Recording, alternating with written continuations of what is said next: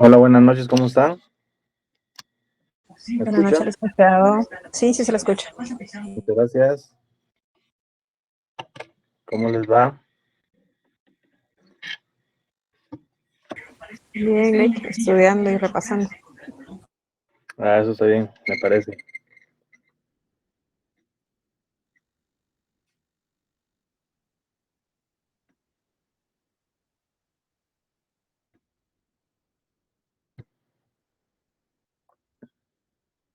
Bueno, bienvenidos a todos nuevamente, buenas noches. Estamos en viernes 5 de abril en la clase de Derecho Internacional Público 1. ¿Se recuerdan relacionado lo que vimos el día martes? Todo inicia con la obligación general de los estados. Obligaciones generales de los estados. Y vimos que todo va enfocado, o la mayoría de situaciones van enfocadas en derechos humanos desde el punto de vista de los derechos humanos. Pero también el día de hoy vamos a ver también en qué otras situaciones se realizan tratados o convenios internacionales relacionados en otras situaciones que no son derechos humanos. Para recapitular lo que vimos el día martes, ¿se recuerdan que dentro de las obligaciones generales de los estados está la obligación de respeto, la obligación de garantizar, la obligación positiva y la obligación de hacer o proveer, positiva de hacer o proveer, y el deber de adecuación? Entonces, relacionado a esto, pudimos determinar que dentro de las obligaciones estaba que había que adecuar esos convenios o tratados internacionales al derecho interno, y se hacía por medio de las del proceso legislativo para crear normas que iban a regular o que iban a ser vigentes y positivas en la República o en el territorio en este caso, de Guatemala específicamente. Pues así como es en Guatemala, realizan esa adecuación los distintos estados que han participado en las convenciones, en los tratados, convenios, protocolos y todo lo relacionado esa, a esa unión de conocimientos o a esa convergencia de experiencias relacionadas, en este caso, a derechos humanos. Asimismo, también vimos que una de las obligaciones principales es la obligación de respeto. ¿Y por qué mencionamos esa obligación de respeto? Porque viéndolo desde el punto de vista macro, es entre los estados, pero viendo desde el punto de vista particular, es efectivamente entre particulares. Y ese es el, el punto medular en el cual se ha establecido lo relacionado a los tratados internacionales. Posterior a eso, vimos que primero existe una obligación, después vimos que la responsabilidad, y por ejemplo, vimos varios ejemplos en donde varios compañeros participaron relacionados a ejemplos, y uno de los ejemplos era mencionamos aquellos cocodrilos que están haciendo un hábitat en el Río Grande, en la frontera entre México y Estados Unidos.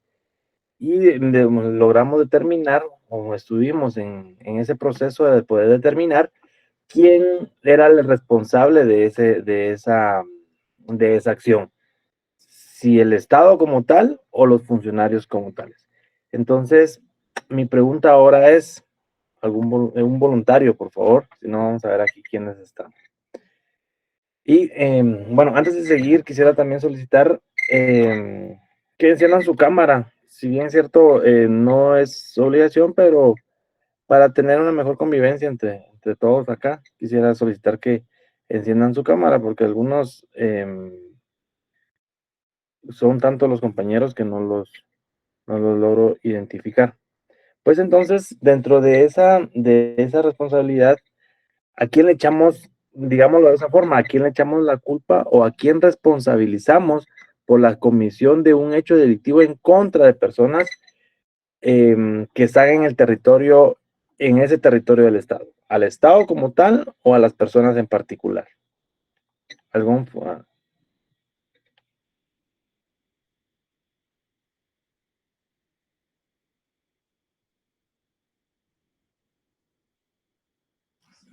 En realidad esa era la duda que yo tenía ese día, Lee. Si, por ejemplo, iniciamos con un proceso como acá en Guatemala, por ejemplo, se tendría que interponer una denuncia, el ente investigador investiga, lo llevan ante juez cuando ya tengan toda la investigación, denuncian, no sé. Esa era la duda que yo tenía ese día, era específicamente la duda, cómo era el procedimiento dentro de en otro país. Si tendríamos que agotar todas las etapas procesales, como por ejemplo acá en Guatemala, antes de ir a la Corte Interamericana, o sea, que se agotaran toditos los procesos. Esa era mi duda ese día. Ok, pues efectivamente de su duda sale la respuesta con la pregunta que yo hice. Pues efectivamente les decía, les ponía el ejemplo que en este caso Guatemala o el Estado específicamente mencionábamos que la responsabilidad como tal era del Estado, pero el Estado como un ente abstracto o una persona jurídica no puede actuar por sí solo, o sea, no tiene vida, no tiene, pero esa vida se la damos nosotros, las personas que que somos funcionarios o empleados públicos, y en este caso, lo menciona un compañero acá, los representantes o funcionarios públicos, son las personas que realizan esa comisión o esa violación de derechos a nivel Estado. Y obviamente en representación del Estado es cómo se pueden dilucidar, perdón, las acciones correspondientes o la responsabilidad como tal dentro de esa acción. Y lo que nos mencionaba Sonia es, por ejemplo, efectivamente se inicia un proceso primero interno en Guatemala, pongamos el ejemplo de Guatemala, que se puede decir de que se inicia la investigación, se toma el control jurisdiccional por parte de un órgano, de un juzgado contralor, hablemos de delitos, en el del ámbito penal, y posteriormente al deducir esa responsabilidad, si no se llegó a en este caso, a una situación favorable a favor de las personas demandantes o los agraviados o las víctimas, tanto directas como colaterales, se puede iniciar ese proceso eh, en contra del Estado, primero en la Comisión Interamericana de Derechos Humanos, posteriormente en la Corte, teniendo como base la Convención. Pero primero, en este caso, se debe iniciar con el proceso penal interno acá en Guatemala. Posteriormente ya se traslada al ámbito internacional. Y entonces, ¿por qué esas condenas internacionales que le llaman o que hemos escuchado en distintos medios? Porque derivado de eso se ha logrado establecer que efectivamente un funcionario público, un empleado público, y regularmente sucede en situaciones en donde las fuerzas de seguridad del Estado se exceden en el uso de la fuerza, valga la redundancia, y cometen esas atrocidades o vínculos, o perdón, o violaciones a los derechos humanos. Y en algún momento de la clase o de la historia les he comentado que Guatemala ha sido condenada por la Corte Interamericana de Derechos Humanos por ese uso excesivo de fuerza o las violaciones directas o graves violaciones a derechos humanos. Entonces, tomando como base eso, primero es el derecho interno, el derecho interno eh, y posteriormente ya se invoca la justicia internacional. Pues dentro de lo que mencionábamos hay diferentes tipos de responsabilidad. La delictuosa, relacionada directamente a delitos o en la comisión de tipos penales. La contractual, relacionada a tratados comerciales. En este caso, poníamos el ejemplo de que si un compañero dijo, los cereales que Ucrania exportaba o importaba a otros países y derivado de la guerra ya no lo hace. ¿Qué pasa en ese momento?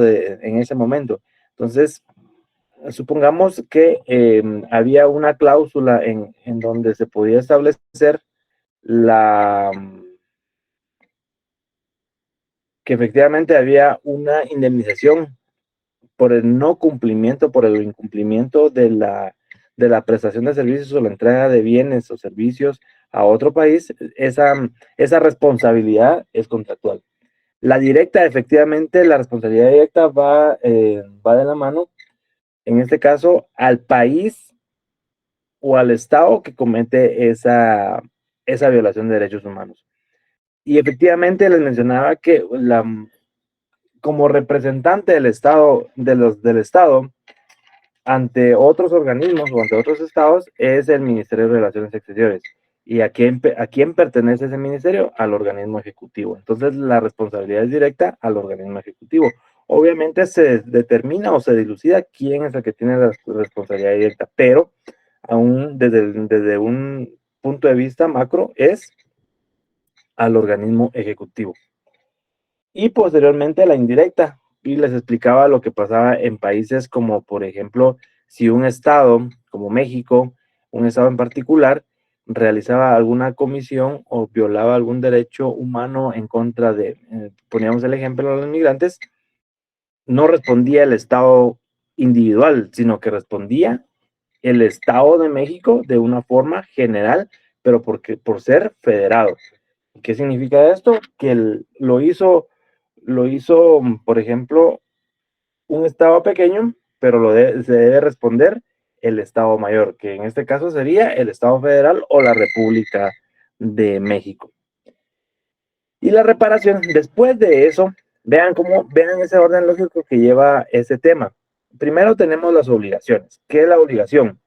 Obligación y derechos. La obligación es la prestación de cualquier convenio, tratado en que han trabajado varios estados. El incumplimiento de esto es la responsabilidad de los estados. ¿Qué hace un estado cuando no cumple con esas responsabilidades ante, ante otras ante otros estados? Y vemos que hacia dónde va dirigida la responsabilidad. Cuando ya se llega a dilucidar esa responsabilidad, ya vienen las reparaciones. ¿Y qué significa esas reparaciones? Significa el resarcimiento, como su nombre lo indica, el resarcimiento de esas acciones que ha cometido un Estado a favor de otro Estado. ¿Me entienden? Es como devolver esos daños y perjuicios o pagar esos daños y perjuicios que realizó el Estado, un Estado en contra de otro Estado. Y se dan muchas situaciones y muchos ejemplos. Por ejemplo, en el caso de las sentencias de la Corte Interamericana de Derechos Humanos, han determinado o han establecido que a las víctimas de esa violación de derechos humanos se debe resarcir por medio de cantidades dinerarias, por medio de reparaciones dignas, por medio de reparaciones, de restitución de derechos, por medio de satisfacción o garantías de no repetición de esas acciones. Y tenemos como base, o como ejemplo, perdón, viéndolo desde ese punto de vista, que efectivamente es, primero lo que tiene que hacer el Estado es detener esa violación. ¿Qué significa esto? Buscar rápidamente que se detenga esa violación de derechos humanos, que se detenga esa infracción, que se detenga esa vulneración de derechos en contra de las personas. Y es el cese de los estados. Es la obligación del Estado de detener y que no sigan y que no continúen esas violaciones en contra de personas o de otros estados. Las reparaciones materiales es como es lo que les mencionaba de esa reparación de daños y perjuicios en contra de otro estado.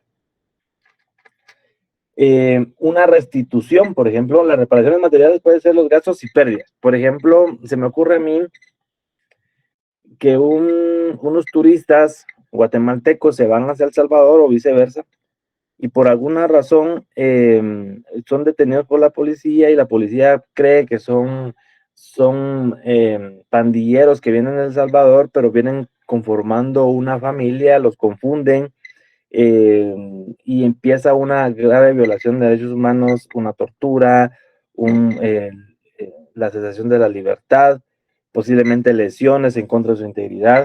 Entonces, ¿qué es lo que va a hacer acá este país, Guatemala, derivado a que el uso excesivo de las fuerzas de parte del Estado de Guatemala en contra de esas personas que son consideradas tal vez pandilleros de El Salvador, pero no fue efectivamente o a ciencia cierta que los que estaban cometiendo o que eran personas que consideradas como tal? Entonces, pongamos un ejemplo burdo. Por ejemplo, destruyen el carro, pinchan las llantas o hacen cualquier situación relacionada a esas pérdidas. O traían, por ejemplo, traían productos para vender acá en Guatemala. Entonces, el Estado tiene la obligación de poder, de resarcir ese daño o perjuicio, esa merma en contra del patrimonio de esas personas que eran consideradas como tal y que no fueron, y que se pudo determinar o descubrir que no eran pandilleros en ese momento, o perdón, en ese tipo de personas. A un grupo también, si los daños, aquí dice Byron, que a un grupo poblacional, sí, también, por ejemplo, que por un error, veámoslo de esa forma, estén viviendo salvadoreños en la frontera con Guatemala y que por un error y no saber los límites entre Guatemala y El Salvador, estén viviendo del lado de Guatemala. Viene se me ocurre ese ejemplo, viene las fuerzas del Estado los desalojan, pero por medio de violencia, queman sus casas, dañan sus animales, sus bienes. Entonces, ese uso excesivo de la fuerza debe ser resarcido por parte del Estado de Guatemala a favor de esas personas salvadoreñas. Y por ejemplo, la restitución, también hay una reparación o una de restitución. Imagínense ustedes de que ese mismo grupo de personas estén detenidas acá en Guatemala en el sentido de que son considerados pandilleros, pero no tienen ninguna orden de aprehensión en El Salvador ni aquí en Guatemala y están detenidos de una forma ilegal o arbitraria acá. ¿Cuál es la restitución entonces? Este caso podría ser que debe ser restituida su libertad lo más pronto posible a través de procesos que existen en Guatemala. ¿Cuál es ese proceso? Una exhibición personal por parte de los familiares o cualquier autoridad que pueda tener acceso a esa información, a esa detención ilegal de extranjeros en Guatemala, sin haber cometido un hecho o acto delictivo. Porque otra cosa es que esté detenido por la comisión de un delito. Totalmente distinto es detenido de una forma ilegal, sometido a prisión, a torturas o a tratos crueles. Y posteriormente también, por ejemplo, si esa persona extranjera no tenga un documento de identificación, debe de ser, permítame,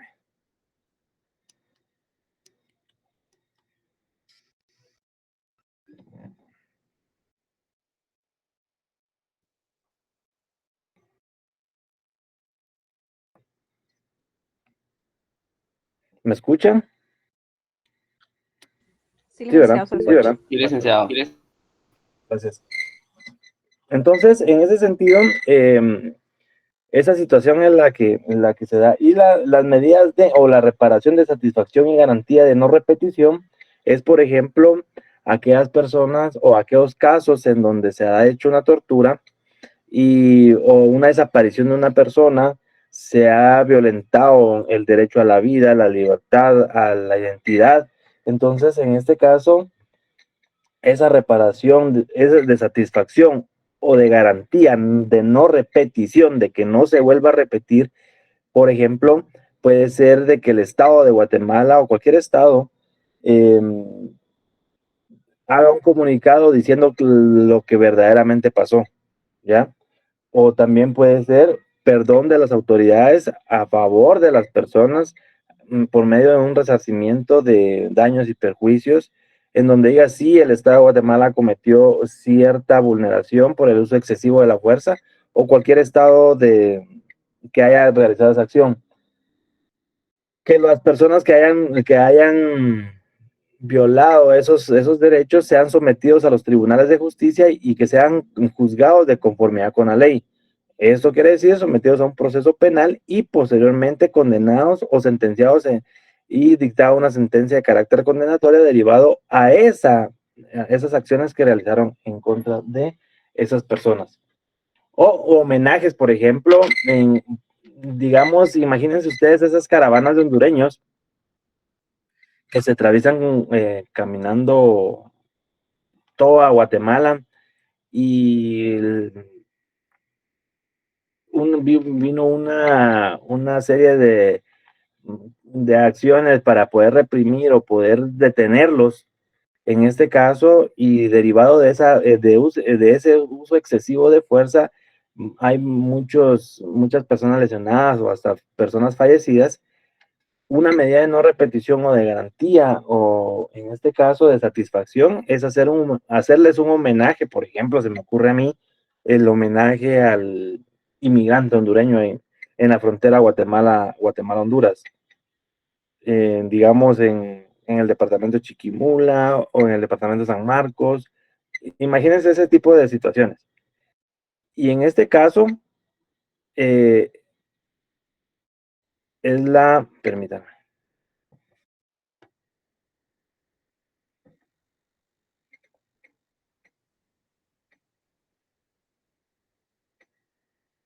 Y en este caso se da la situación de esa garantía. Bueno, entonces, vemos es como un proceso que se da a nivel internacional, pero en este caso desde el punto de vista macro de los tratados y convenios internacionales. Primero tenemos, vean ese orden lógico, la obligación. Si no si no se cumple con esa obligación, hay una responsabilidad. Si en este caso se logra determinar la responsabilidad de esas personas o del Estado, debe haber una reparación. Entonces, es como un proceso penal, la averiguación de la verdad, se inicia la investigación, se liga proceso, se lleva a cabo la audiencia de etapa intermedia, se hace el ofrecimiento, se abre a juicio y se dicta una sentencia de carácter condenatoria o absolutoria según las pruebas ofrecidas. En este caso, viéndolo desde ese punto de vista, es la obligación, la responsabilidad y las reparaciones. ¿Estamos bien ahí? Todo esto es materia de exámenes, joven. No sé, pero se lo creo, Lick. Alguien levantó la mano, Israel. Así lo hizo para fin de año, se lo creo. Bueno, licenciado, yo solo quería saber si el proceso va a ser solo interno o siempre tiene que ir al ámbito internacional, o cómo se sabe que el Estado haya cumplido con el resarcimiento en caso de que se ocurra la violación. En este caso, por ejemplo, va a depender por ejemplo, del sistema de justicia interno. ¿Cómo lo determinamos? Digamos de que hay una violación por parte de agentes de la Policía Nacional Civil, una detención ilegal y cometieron una serie de delitos.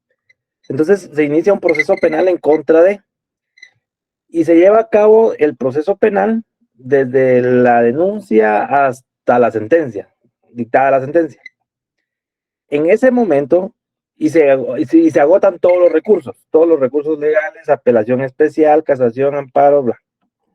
Pero para las víctimas o familiares de las víctimas o los agraviados, tanto directos como indirectos, digamos de que esos policías que cometieron esa violación de derechos humanos fueron absueltos y no se logra, y la víctima considera de que no se logró realizar justicia en este caso en particular.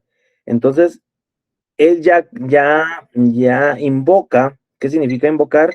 Ir a esa instancia internacional y solicitar y ese es uno de los requisitos, y eso lo vamos a ver, Dios mediante, en Derecho Internacional 2, donde se lleva a cabo hasta cómo es el procedimiento para poder llevar a cabo esos procesos a nivel internacional.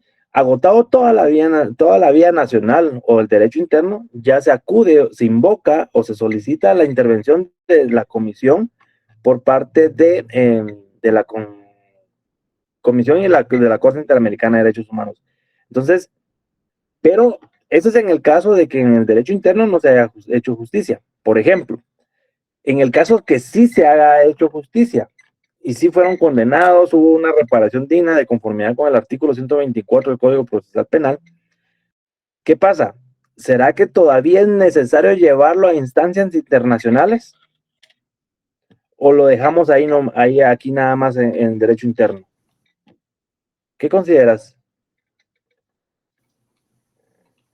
Yo pienso que ya no, licenciado, porque ya sería una cosa juzgada, pero de eso venía la duda. ¿Cómo se sabe que el Estado sí haya dado el cumplimiento correspondiente con respecto al Bueno, reconocimiento y todo eso? en el caso de que se haya sido condenado a nivel internacional. No, en caso de que el proceso interno se haya llevado a cabo y de que se haya declarado la responsabilidad. Ajá. Bueno, en este caso, recuérdense que nosotros tenemos los juzgados de ejecución, que son los encargados de ejecutoriar aquellas sentencias de carácter condenatorio. Si el tribunal de sentencia dijo 40 años y en la reparación digna indicó que se debía de pagar cierta cantidad de dinero por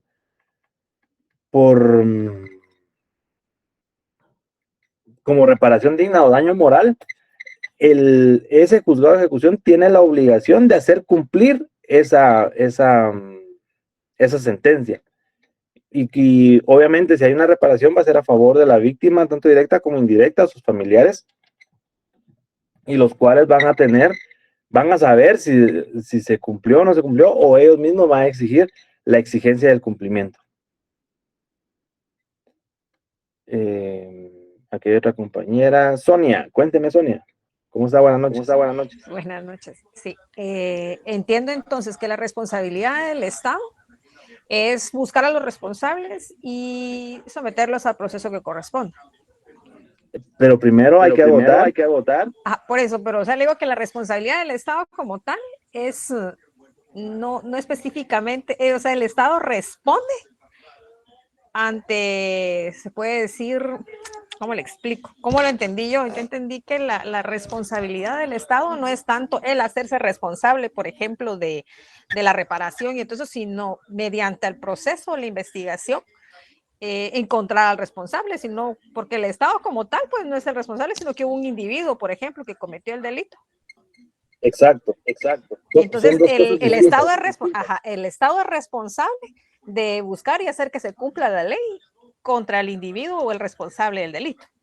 ¿Estoy bien en lo que entendí? Ok, perfecto.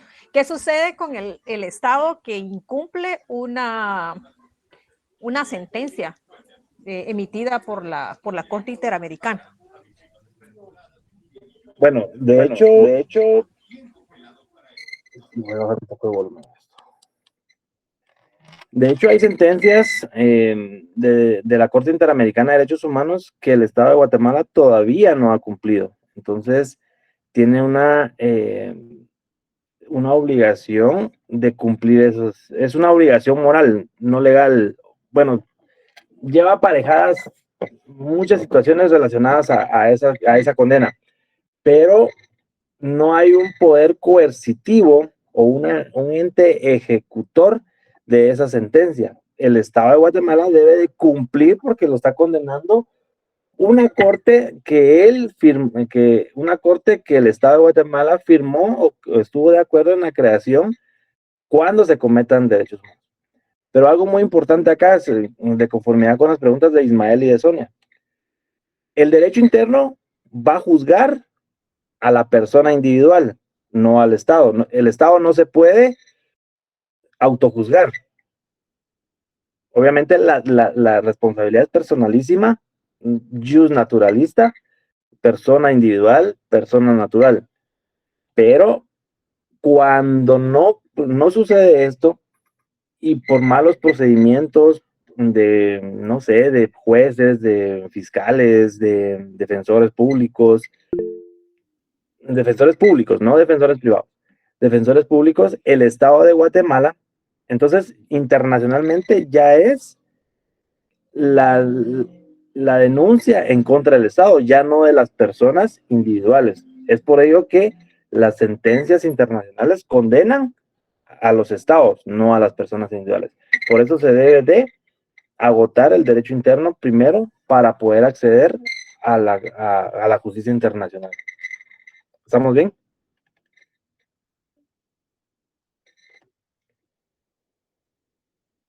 Buenas noches, Lick. Luis Armando, solo dejen... Hay un compañero que me escribe en el chat que se llama Byron. Byron, me gustaría que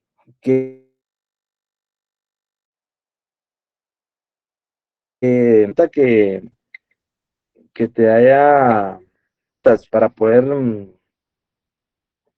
hacer partícipes a los demás compañeros. Después voy con vos, Luis. Está bien, licenciado. Sí, licenciado, buenas noches. Disculpe que no sé si es mi internet o el suyo, pero le escucho entrecortado. ¿Qué fue lo que me indicó? Con mucho gusto, lo hago.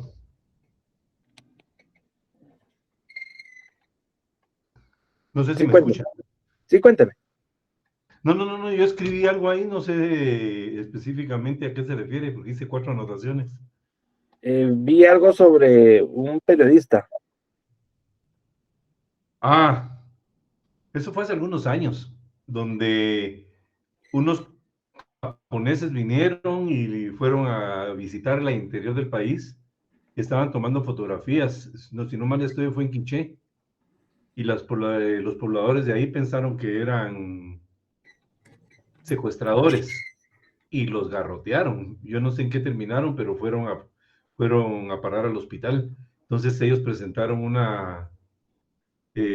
por parte de su embajada, estaban requiriendo que les dijeran qué era lo que había pasado, porque no podía ser de que trataran a sus ciudadanos en la forma que lo habían hecho. Pero en este caso no fue el Estado no fueron funcionarios públicos como la policía o alguien que les causó el daño, sino que fue población. Pero sí hubo un reclamo por parte del gobierno de Japón. Claro, lo que pasa es que Guatemala, recuérdense que el Estado, ¿qué establece el artículo 1 y 2 de la Constitución? ¿Cuáles son los deberes del Estado? Los deberes del Estado. Velar por la integridad o por el derecho a la vida y todo lo que establece el 1 y el 2. El desarrollo integral de la persona, la seguridad pero en sí... Los deberes del Estado. Exacto. Entonces ahí establece que el Estado es el responsable de velar por todas las personas, pero no solo de cuidarlas, ¿verdad? Porque dice el desarrollo integral, no solo de que no les pase nada, a las personas, sino la prevención de cualquier situación que pudiera afectar intereses tanto del Estado particulares. Entonces, obviamente, ¿por qué les pegaron? No había presencia policial. Y si había, no actuaron de la forma correspondiente. Entonces, si bien es cierto, son personas individuales o personas ajenas al Estado, ajenas les digo yo porque no son funcionarios ni empleados públicos, pero sí el Estado tenía que determinar o ir a salvaguardar a esas personas. ¿Me entiendes? Por eso en este caso vino Japón, recuerdo ese caso, vino Japón e iba a demandar a Guatemala ante la Corte Interamericana derivado a esas acciones en contra de sus ciudadanos. Pero es por ello, porque el Estado de Guatemala tiene la obligación de resguardar. Por ejemplo, hay una fiscalía especial que ve delitos contra turistas, por ejemplo. Hay una agencia de la Policía Nacional Civil directamente para cuidar a los turistas, si no soy mal se llama Disertur. Entonces, si el Estado no actúa, no protege a las personas que visitan nuestro país, también tiene responsabilidad. Por eso le decía yo que quién es el que manda acá, don Estado. ¿Va? Por eso le pongo ese nombre, don Estado, porque don Estado tiene que hacerse cargo de todo, tanto del resguardo como la prevención y después la persecución. Muchas gracias, Byron. No, Luis, contame. fíjese que me llama mucho la atención ese enfoque, porque yo no lo había visto desde ese punto de vista, porque quien viola los derechos son los funcionarios públicos y el Estado es quien asume la responsabilidad, pero desde ese punto de vista de no actuar sobre la base de lo que establece el artículo 2 de la Constitución, es responsabilidad del Estado. Sí, tiene mucha razón. Por ejemplo, hay otro ejemplo y ese es muy sonado. Vamos a hacer un ejercicio relacionado a eso más adelante. El caso Isabel Claudina. ¿Por qué se deriva esa alerta? Primero, Isabel desaparece sale de su trabajo, desaparece, no llega a su casa, la mamá se preocupa, una de las víctimas, la mamá se preocupa e interpone la denuncia. Pero las personas que interponen la denuncia, en este caso, por ejemplo, van a la policía, le dicen, mire, espere un ratito porque tal vez se fue con el novio, por ejemplo, imagínense esa debida diligencia. Se va de ahí, se va al Ministerio Público y llega al Ministerio, ¿ya puso la denuncia en la policía? No, o sea, sí. Bueno, entonces esperemos que venga, que a ver qué hacen los policías. Entonces, todo eso se fue acumulando y nadie le dio un seguimiento a esa denuncia. ¿Y qué pasó? En este caso, las dos víctimas desaparecieron y terminaron asesinadas. ¿El Estado tuvo la culpa de haberlas asesinado? Como tal. ¿Fue un funcionario público o un empleado público quien las asesinó? No. Pero en este caso es por omisión, la debida diligencia. ¿Ya? Entonces, eso mismo pasa con el ejemplo de los japoneses.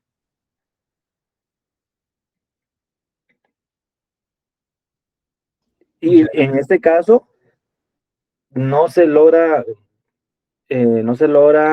individualizar a los indicados. La familia de estas señoritas se va a la justicia internacional. ¿Y qué pasa? Se condenan al Estado de Guatemala por esa negligencia, ¿verdad? Entonces le dice el Estado una de las sentencias en uno de los párrafos establece el Estado de Guatemala debe determinar o crear políticas o acciones que vayan encaminadas a la prevención de desaparición de mujeres, por ejemplo. ¿Y qué hacen? Entonces se crea la alerta Isabel Claudina. Lo mismo sucede con la alerta Alba Kenneth con menores.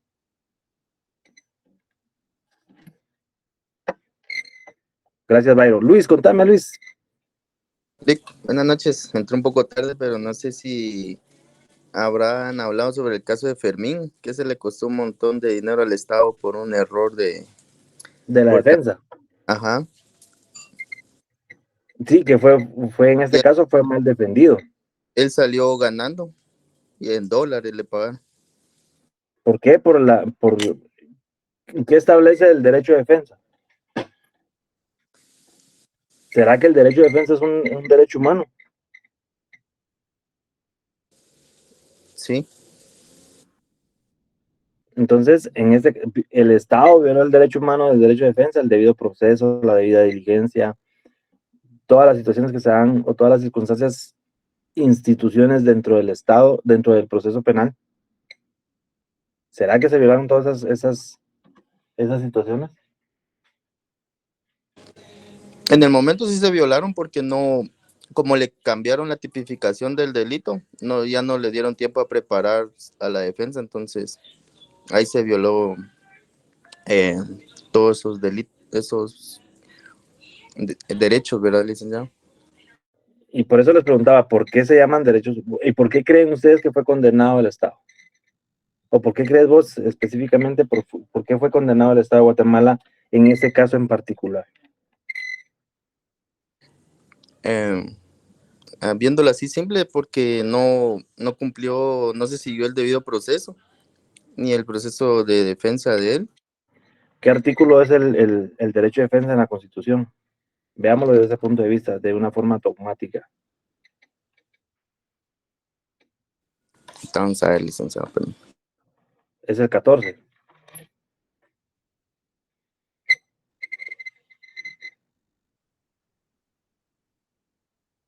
Creo que es el artículo 12, licenciado.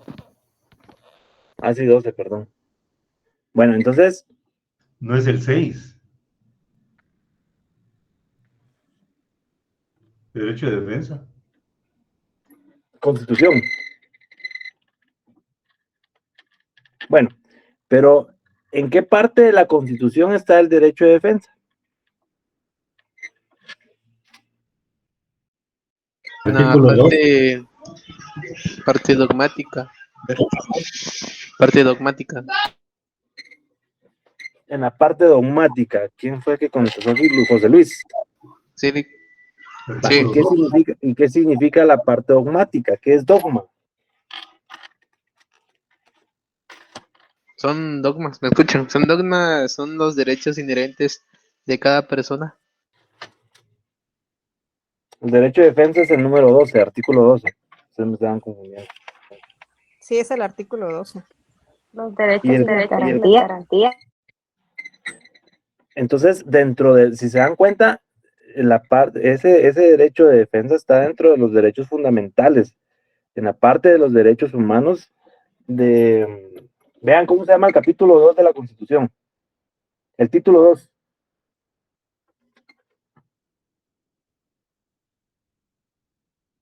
¿Y cómo se llama el capítulo 1?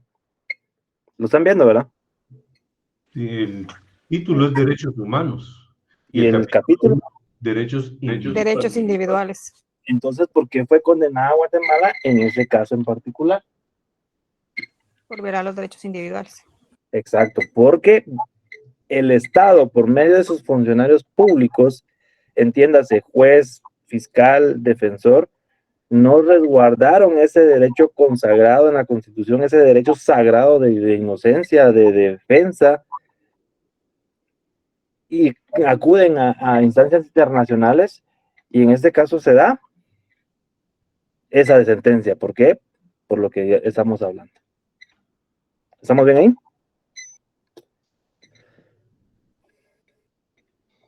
Bueno, entonces después de esto, cuénteme. Sí, como observación le iba a decir que en ese caso el Estado perdería tanto solo con las personas a las que igual acá cuando las aprenden y van a presentar primera declaración, tampoco preparan a sus abogados, ¿no? Que 1 hora o 15 minutos antes o cuando vayan a entrar a la audiencia les pasan los expedientes. No tienen una defensa como tal. Claro, imagínense. Por eso se determina, o se determina como dogma esa consagración del derecho de defensa. Si ustedes no tienen el conocimiento, como personas individuales, no saben de leyes, no saben derecho, ¿en quién confían ustedes para que los defienda? En un abogado.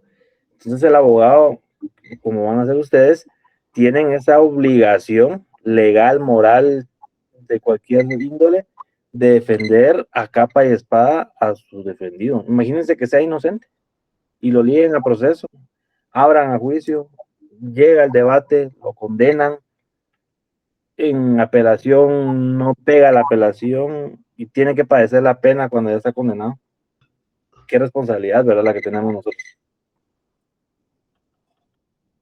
Bueno, continuamos. ¿Estamos bien ahí? Entonces, Yo una duda ahí, Lick. manda. Cuando son abogados que el Estado da gratuitamente, ahí si cometen un error y la persona, el presunto detenido, busca otro abogado y demuestra que se equivocó, ya no hay responsabilidad para el Estado o es para el abogado. ¿Qué consideras vos?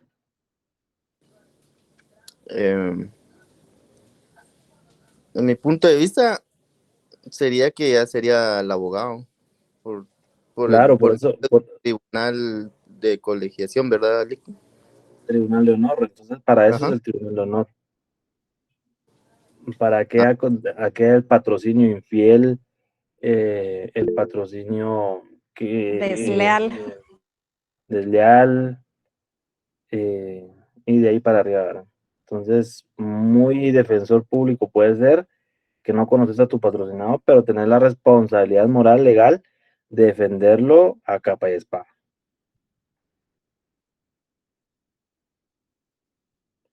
Bueno, entonces, estamos bien con el tema. La obligación, ¿cómo se va ordenando lógicamente? Los estados tienen la obligación, tienen la responsabilidad, y si se determina la responsabilidad, se debe reparar eso. ¿Y cómo se hace? Por medio de las sentencias de la Corte. Bueno, también se puede establecer, acá vemos, derivado de eso, los elementos del Estado. Y lo hemos platicado casi siempre en todas las clases que hemos tenido, los elementos del Estado. ¿Y cuáles son los elementos del Estado? Empezamos con el territorio, sus leyes y todo lo que hemos determinado. Pero ahora nos vamos a enfocar específicamente en el territorio. Y yo siempre les menciono uno de los elementos del Estado, que es el Estado, cómo está conformado, sus leyes, su gobierno, su población, pero ¿qué es territorio? Vamos a ver aquí, alguien que no prenda su cámara. Vamos a ver, ahorita lo despertamos. Preguntémosle a Dayana. Dayana está por ahí.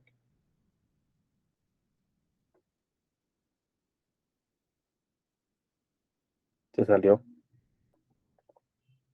Yo creo que va a ser obligación por prender su cámara, para mí. Usted la asustó, Lick. ¿Algún voluntario? Buenas noches, Lick. ¿Cómo estás? ¿Quién habla? ¿Quién habla? Merari. ¿Qué tal, Merari? Prende tu cámara. Es que mi internet está lento, Lick. Por eso apago la cámara. Pero, según lo que dice el maestro Carlos Mata, dice que el territorio es uno de los elementos esenciales para un estado. Dice que aunque existen estados reconocidos que en algún momento no han tenido un territorio definido, e incluso algunos otros no cuentan con un territorio específico, pero gozan del reconocimiento de los demás estados.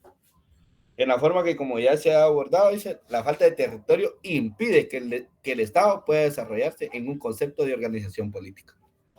O sea, ¿Qué es organización política? Veamos y desbaratemos esa definición. Primero dice que es la utilización, no va a tener esa constitución de organización política. Esto quiere decir que no se va a poder establecer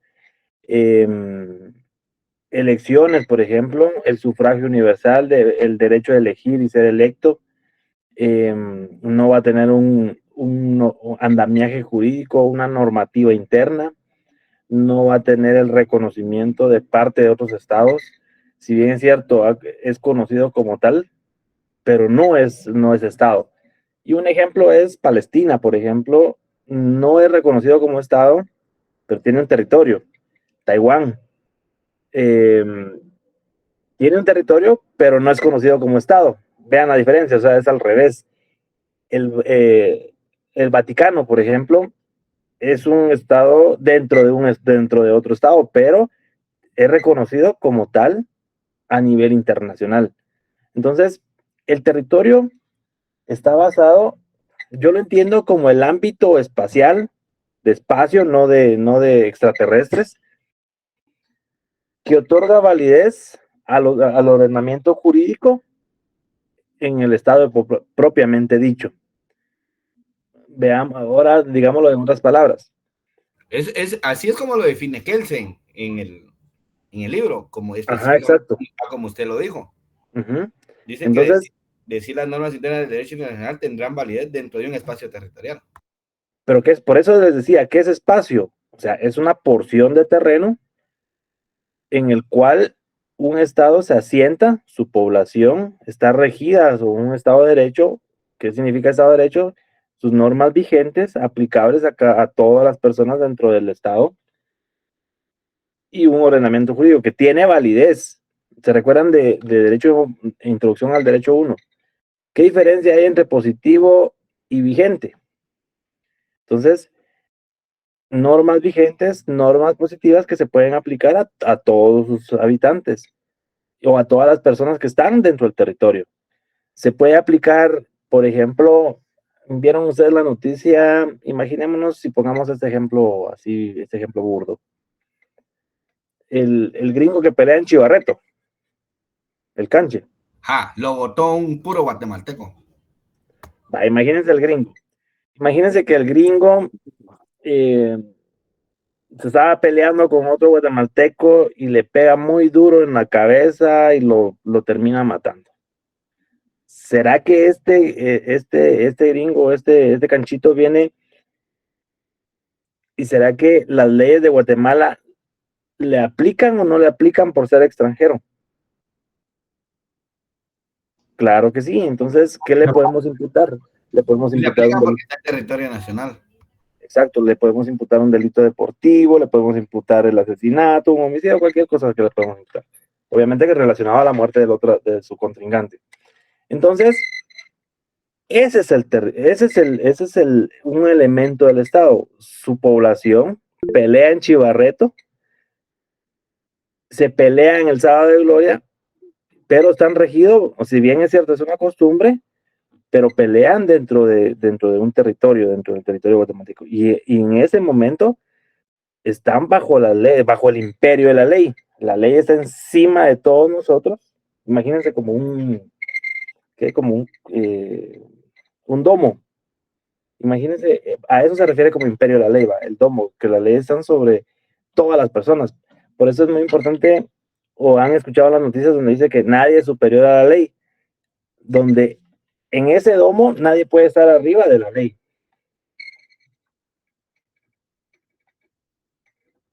Entonces, ese es el territorio.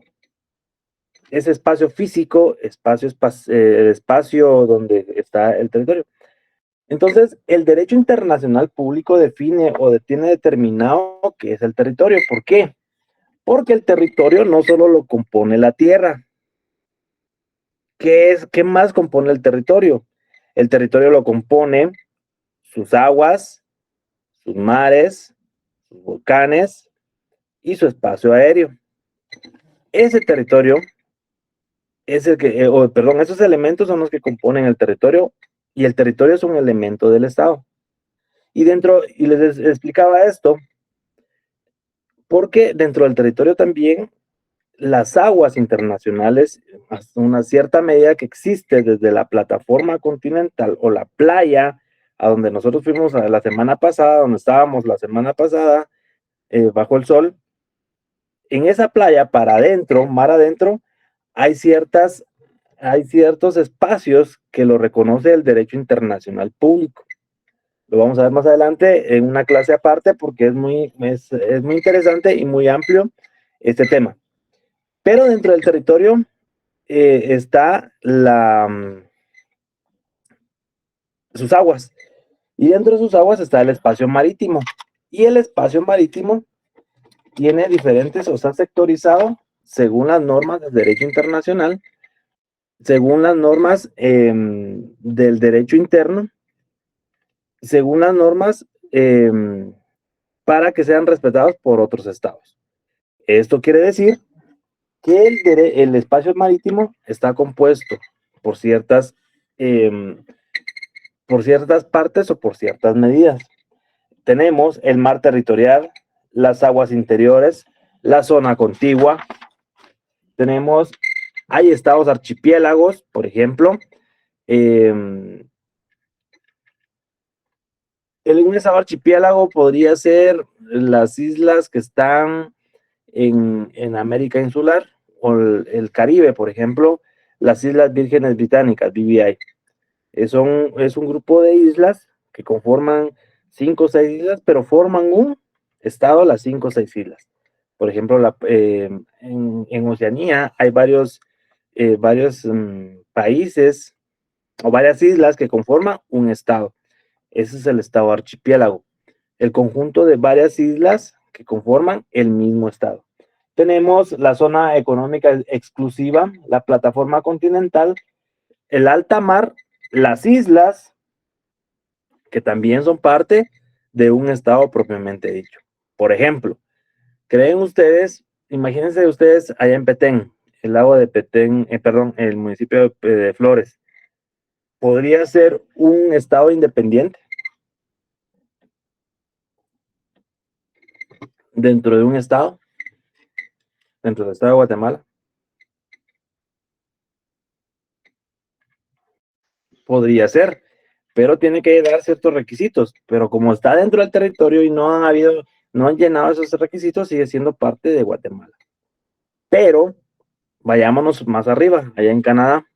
Y en Canadá, si pueden visualizar el mapa de Canadá, está su territorio como tal, pero hay ciertas islas dentro del mar, dentro de esa plataforma continental, que son parte de Canadá. Entonces, esos pedacitos de tierra que están sobre el nivel del mar también forman parte del territorio de un estado. Y en este caso, pertenecen a Canadá. Por ejemplo, Puerto Rico, si bien es cierto, está en América Insular, casi por donde está Cuba, República Dominicana, Haití y Puerto Rico, pero es parte de Estados Unidos. Es una isla que pertenece a Estados Unidos y también es territorio de Estados Unidos. Si bien es cierto, es un estado, aquí es donde se da el estado. Por ejemplo, imagínense lo que les decía yo con relación a la responsabilidad. Si un estado, o la responsabilidad indirecta, imagínense que Puerto Rico sea un estado violador de derechos humanos. ¿A quién condenamos? O la Corte Interamericana, ¿qué va a condenar, por ejemplo? ¿A Puerto Rico como un estado de Estados Unidos o a Estados Unidos como un estado federal? Estados Unidos, pensaría. A Puerto Rico ahora. Tendríamos que ver la constitución del estado, pero en sí, por ejemplo, imaginemos que sea un estado, un ente estatal. Tendríamos que solicitar la condena en contra de Estados Unidos porque un estado es el que realizó esa comisión de hechos en contra de derechos humanos. Pues les decía, volviendo al tema del territorio y el espacio marítimo. Entonces el espacio marítimo también es parte del territorio de un estado. Entonces es considerado que también las normas vigentes y positivas son aplicables a las personas que se encuentran en ese espacio de terreno. ¿Quién lo dice? Lo dice el derecho interno. ¿Qué ley o qué código nos dice o nos establece que eso es parte del territorio de Guatemala? El Código Civil, licenciado. Exacto. ¿Qué dice? ¿Lo tenés a la mano? Sí, no recuerdo qué artículo es. Está en la sección de los bienes del Estado. Y ahí establece o nos explica y nos determina efectivamente cuáles son los bienes del Estado. Y nos establece que los ríos navegables, los lagos, tantos metros de que colinan con los ríos, a la ribera del río, y establece, por ejemplo, también los rieles de los trenes, cuántos metros tiene que es parte del Estado, atendiendo los rieles donde pasa el tren. También esto establece como bien del Estado. También está regulado en la Constitución Política de la República, que lo podemos concatenar con el Código Marítimo, en donde también establece esas medidas o lo relacionado a derechos de índole territorial marítimo. Como parte del territorio también, entonces, vean, el territorio no es únicamente la tierra donde se asienta la población, también donde navegan las naves o aeronaves con bandera guatemalteca. Y en este caso también tenemos el espacio aéreo. Y el espacio aéreo es lo que está arriba de nosotros. Y acá en el espacio aéreo también tenemos donde pueden navegar aeronaves civiles y del Estado. Al decir aeronaves civiles, nos referimos a los aviones, por ejemplo, el avión de Merari, el avión de Sonia, la avioneta de Byron, el helicóptero del Ismael.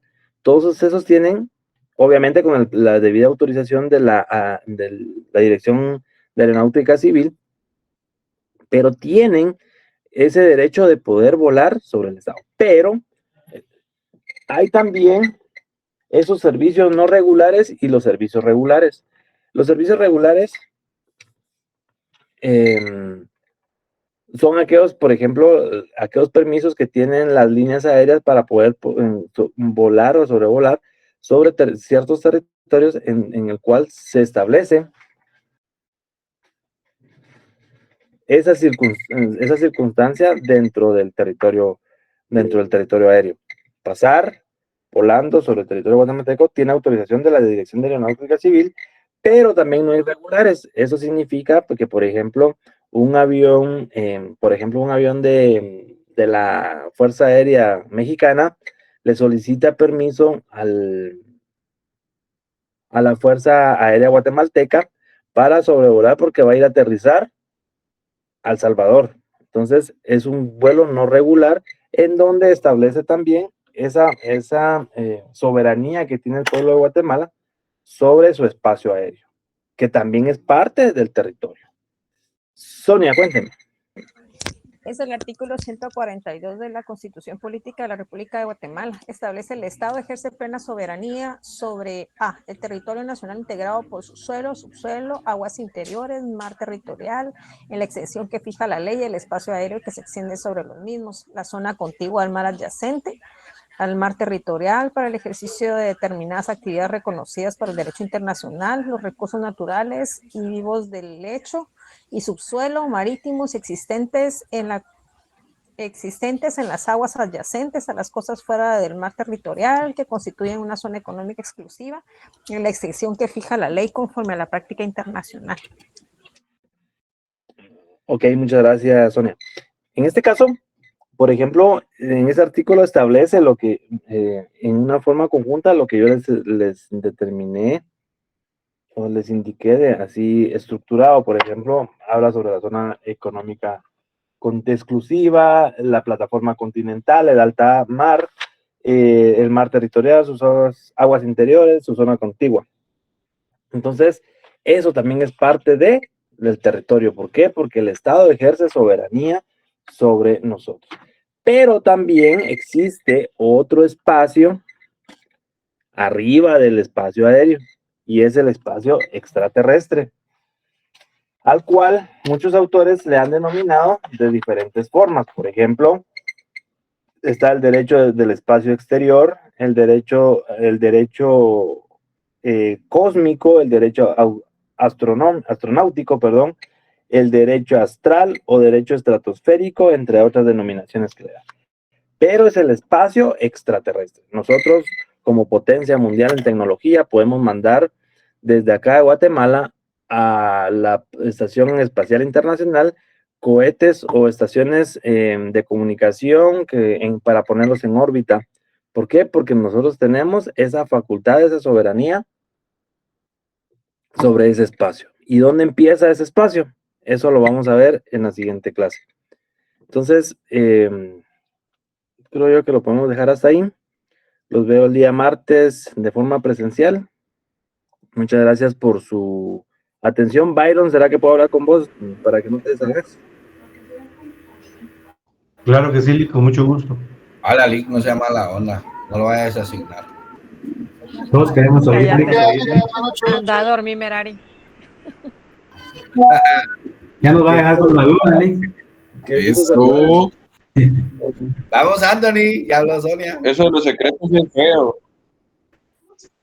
Son secretos del Estado.